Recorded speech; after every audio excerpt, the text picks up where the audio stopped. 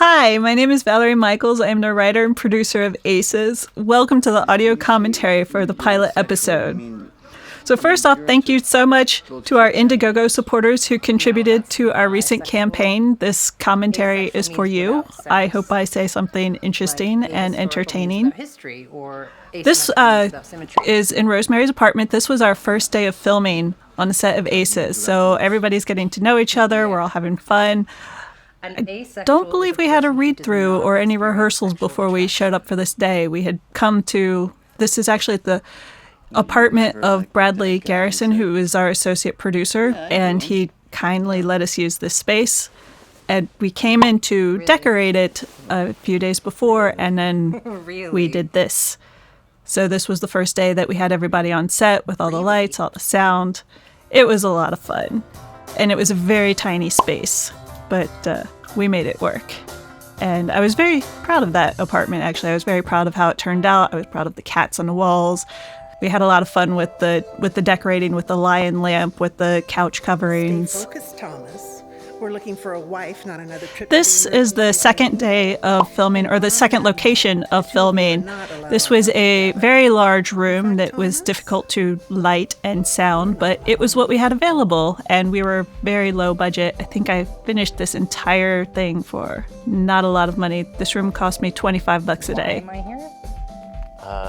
The one thing that we didn't like about this room was the walls. Every wall in this room was different. It was kind of, not attractive, but again, when you need to have a party and you need a big space, you work with what you have. We're excited to have this background here where she's getting a rose and a wine bottle ready for Tom's speed dating marathons. But that kitchen was also the kitchen that we used for all our craft services, and all our food was, well, anything that needed to be cold was in that kitchen. So that was a working kitchen on the set, and we had to clean it up every time we wanted food. So you see, we go from them on the couch to this other wall on the other side where everything is made of wood. It's a completely different wall. I don't know who decorated this room. I really don't. Meet the ladies. These ladies were, some of them were friends of Joseph. Some of them came through casting call. One of them was a model that worked with Daisy, who was our costume designer. We had a lot of fun with these girls. I was so glad they showed up. That woman there, Dibs, who just spoke French, she was actually a non-speaking role to begin with. And the girls were just saying hi. And somewhere around the second or third take, she spoke French. And not only did we decide to keep it, she kind of inspired a principal character who does come back in episode 2. So this is Gavin and Tom. They have been best friends forever. Gavin was an interesting late add-in to the show. I had initially written it as entirely asexual characters, and we realized that we needed a foil to highlight the asexuality and the uncomfortableness that he feels in the sexual world. So Gavin does bring these ladies. He tries to be Tom's wingman throughout the night, and his character is inspired by Lee Clemens and her husband, who goes by the name of Alpha. Lee Clemens was our director, and she co-wrote the screenplay for this episode. But Gavin, a lot of his creation was from her.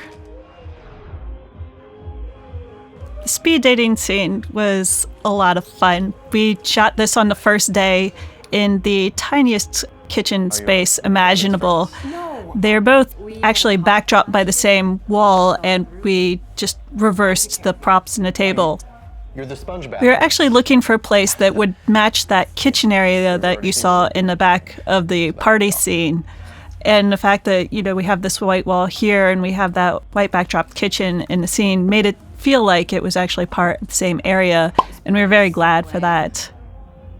Hi, I'm Tom. I don't care. So this is Erin. She came in to do a under 5 role for us. We were so glad to have her.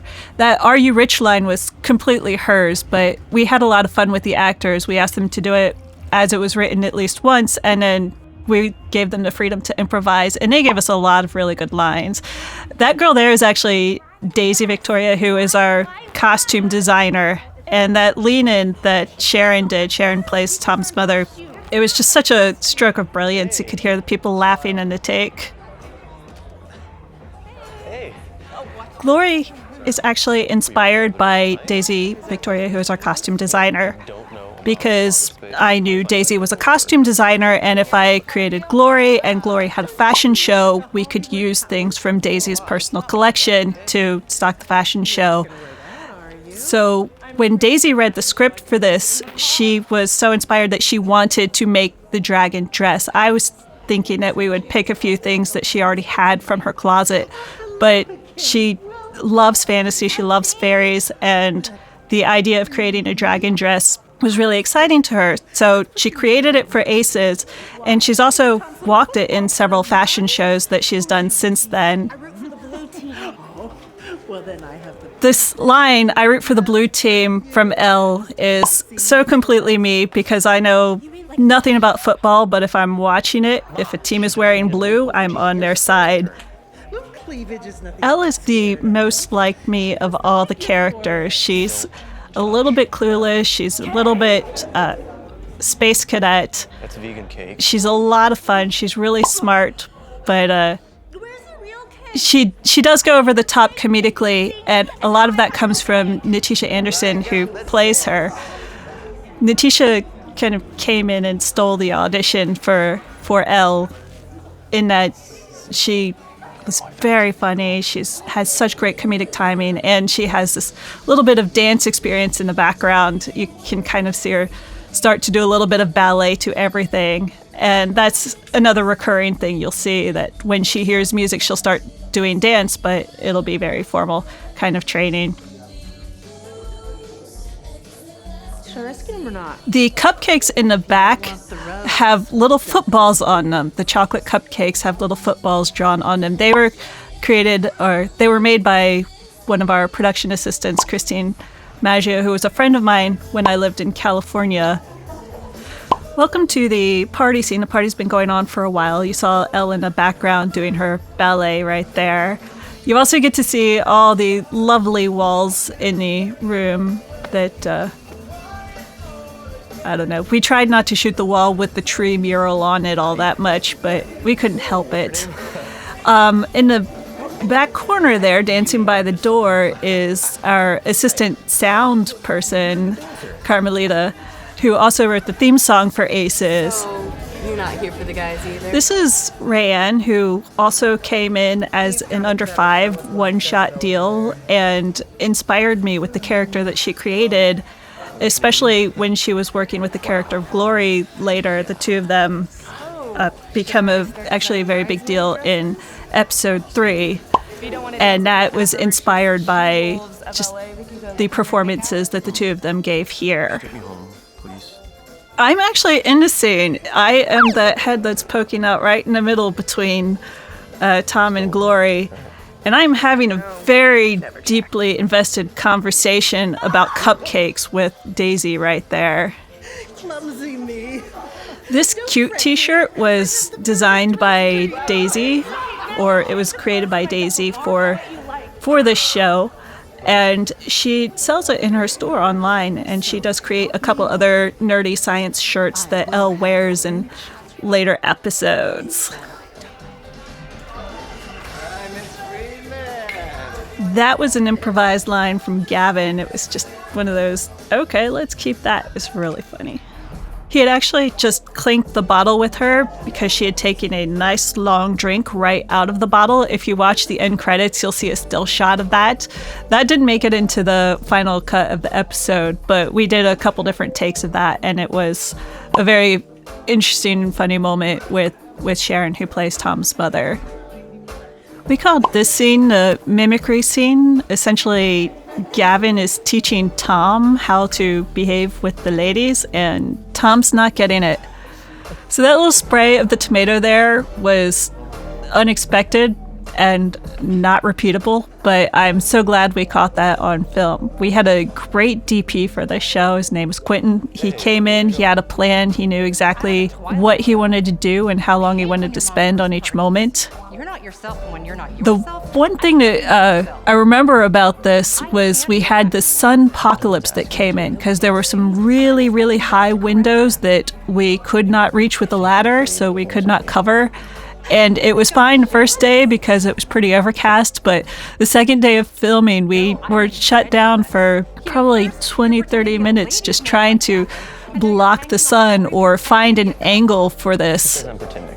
For this particular scene, in fact, I believe we were trying to get it in such a way that we weren't catching the sun glare on that wall.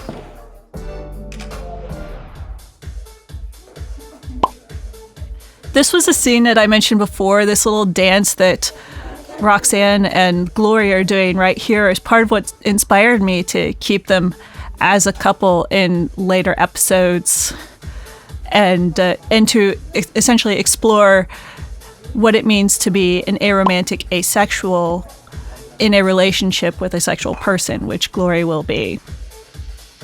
That was Carmelita, our sound person. Her little dance with Shu was great there, and a drop of the bottle. It was just too perfect to cut out, and the director and DP decided they were going to film her up close doing that for just a little bit. This is one of my favorite moments, the face plant into the pillow that she does. There's a good still shot of that in the end credits as well. And you see the dragon dress here. Those wings actually light up. They should be twinkling. You should be able to see them twinkling when you see the close-up of Elle. Oh my god. The wings are something that Daisy had designed, and there's a little twinkling halo over her hair as well, and she's got the horns with the chains. All of these things are so completely encompassing of the Daisy Victoria fashion that inspired the character of Glory. Unique is an absolute adjective. Tom's little grammar Nazi thing here is part of something that comes from Lee, who is the director, and who is also a principal inspiration for the character of Rosemary. The two of them have a lot in common. They also have a lot that is not in common. Horns, chains, and legs. My favorite. This little look that they give each other is just so priceless. They make me laugh. So we're back in Rosemary's apartment. We had good times filming here. The wall of cats here looks different than it does in the newer episodes, but they're the same cats.